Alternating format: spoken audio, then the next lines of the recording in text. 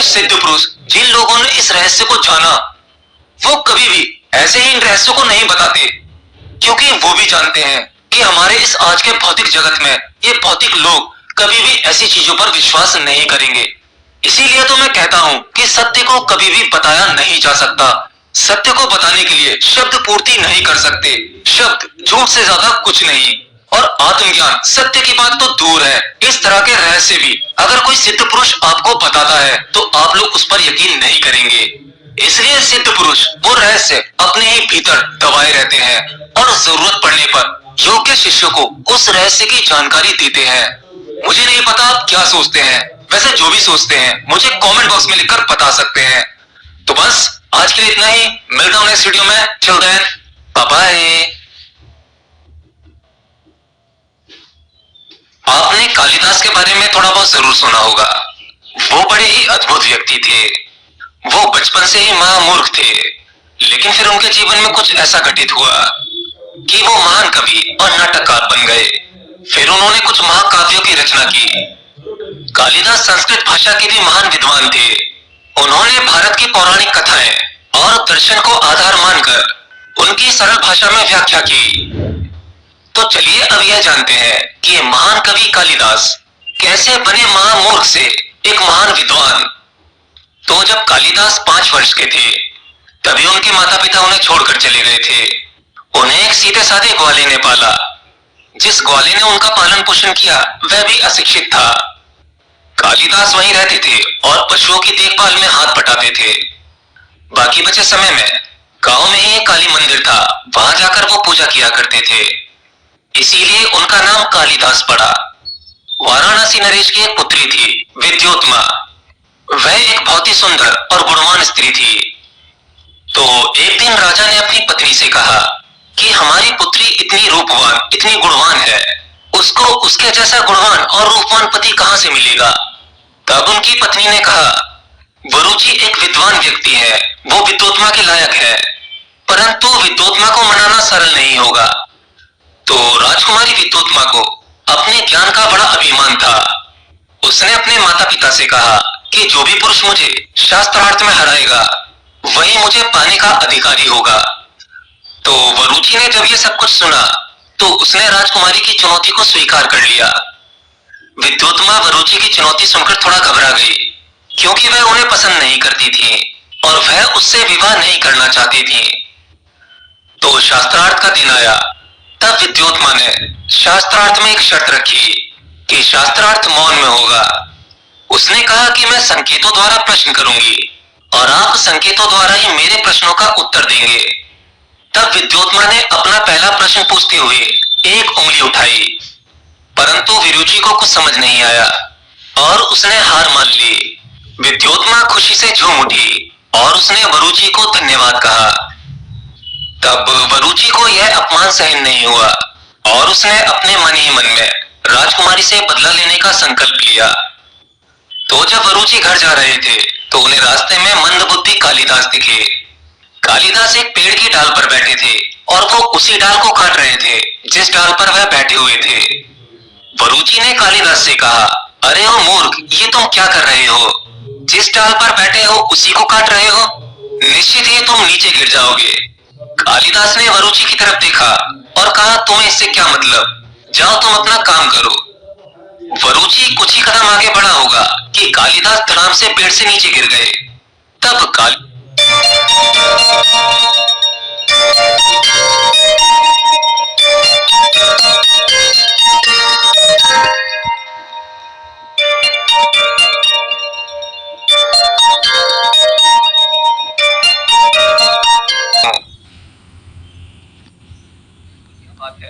जो मुझे दिखा मैंने वही बताया।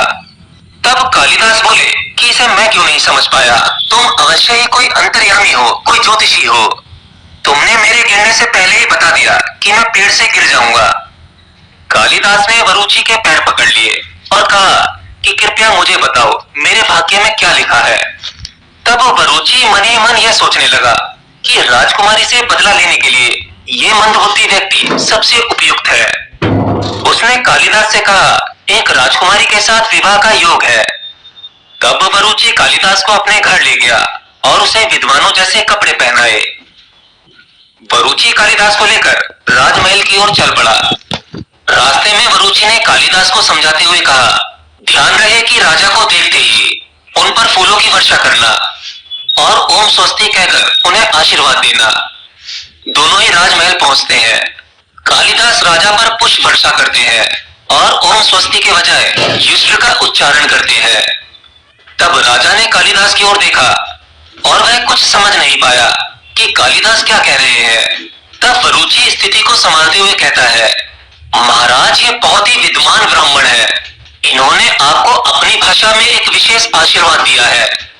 वरुचि कालिदास का परिचय देते हुए कहता है कि महाराज, ये महान ब्राह्मण कालिदास है। ये आपकी पुत्री विद्योत्मा के साथ शास्त्रार्थ करने आए हैं। राजा ने कालिदास को महान ब्राह्मण समझकर विद्योत्मा के साथ शास्त्रार्थ करने की अनुमति दे दी। तब वरुचि ने कालिदास से कहा, कुछ भी हो जाए अपना मुख मत खोलना। तुम्हें सभी प्रश्नों का उत्तर संकेतों में देना होगा, नहीं तो तुम्हारा विवाह राजकुमारी के साथ नहीं हो पाएगा। फिर क्या था, मौन शास्त्रार्थ शुरू हुआ और पहले की तरह ही राजकुमारी ने एक उंगली उठाई, जिसका अर्थ था कि परमात्मा ही सत्य है। परंतु कालिदास ने समझा कि वह उनकी एक आंख फोड़ना चाहती है।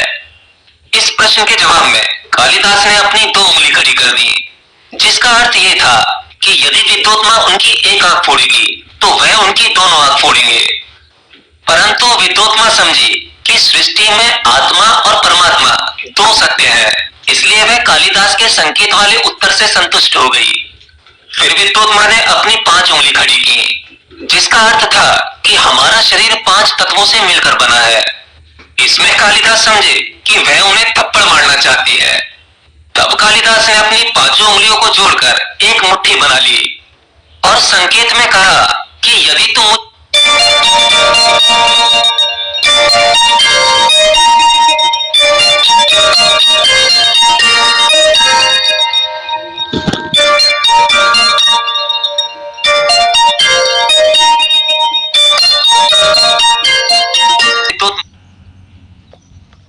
लिया कि जब तक पांचों तत्व अलग अलग हैं, तब तक इनसे कुछ विशेष कार्य हो पाना असंभव है।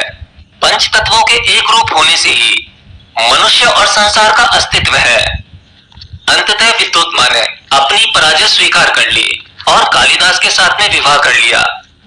विद्योत्मा और कालिदास अपने कक्ष में बैठे थे। तभी किसी बाहर तेज आवाज को सुनकर विद्योत्मा ने कालिदास से पूछा, किंवदंती? कालिदास ने उत्तर दिया, उठरवत्ती। तब विद्योत्मा ने कालिदास से कहा कि क्या तुम्हें संस्कृत नहीं आती? तब कालिदास ने कहा कि नहीं, मैं तो एक अनपढ़ गवार ग्वाला हूँ, मैंने संस्कृत कभी नहीं पढ़ी। विद्योत्मा ने यह सब कुछ सुना तो वो सब समझ गई कि छल पूर्वक मेरा विवाह इस मंद बुद्धि के साथ कराया गया है। कालिदास ने विद्योत्मा को बहुत समझाया कि मेरी प्रिय, मैं तुम्हें जीवन भर खुश रखूंगा, मैं तुम्हें कभी किसी चीज की कमी नहीं होने दूंगा। परंतु विद्योत्मा को अहंकारवश उसे एक मंद बुद्धि को स्वीकार नहीं करना था। तब उसने कालिदास से कहा कि तुम यहाँ से चले जाओ, मेरा पति तो केवल कोई महान विद्वान ही हो सकता है, तुम तो एक मूर्ख ग्वाला हो। तो कालिदास एक मंदबुद्धि व्यक्ति तो थे, पर लज्जाहीन नहीं। तो फिर क्या था, वे अपने इस आत्मसम्मान पर पड़ी चोट को बर्दाश्त नहीं कर सके और वो वहां से चुपचाप चले गए। तो अपमानित होकर कालिदास ज्ञान प्राप्त करने के लिए एक संकल्प लेते हैं और माँ काली के मंदिर में जाते हैं। कालिदास तो पहले से ही माँ काली के परम भक्त थे, इसलिए वो माँ काली की प्रतिमा के सामने ध्यान लगाकर बैठ जाते हैं और कठोर तप करने लगते हैं। कालिदास अपनी साधना में इतना गहरा उतर जाते हैं कि वे धीरे धीरे अन्य जल का भी त्याग कर देते हैं, परंतु फिर भी माँ काली प्रसन्न नहीं होती। तब उसके बाद कालिदास ने निश्चय किया कि वो अपना सर माँ काली के चरणों में समर्पित कर देंगे। उन्होंने अपना सर काटने के लिए तलवार उठाई। तभी माँ काली उनके सामने प्रकट होकर कालिदास को रोक लेती हैं। कालिदास की भक्ति से प्रसन्न होकर माँ काली उन्हें महान विद्वान बनने का आशीर्वाद देती हैं। तब कालिदास ज्ञान प्राप्त करके अपने घर पहुंचते हैं और अपनी पत्नी को ज्ञान प्राप्ति के लिए धन्यवाद देते हैं। तब राजकुमारी विद्योत्मा कहती है कि इसमें मुझे आभार प्रकट करने की क्या आवश्यकता है, मैं आपकी पत्नी हूँ। कालिदास विद्योत्मा से कहते हैं कि तुम मेरी पत्नी थी, लेकिन तुम्हारी वजह से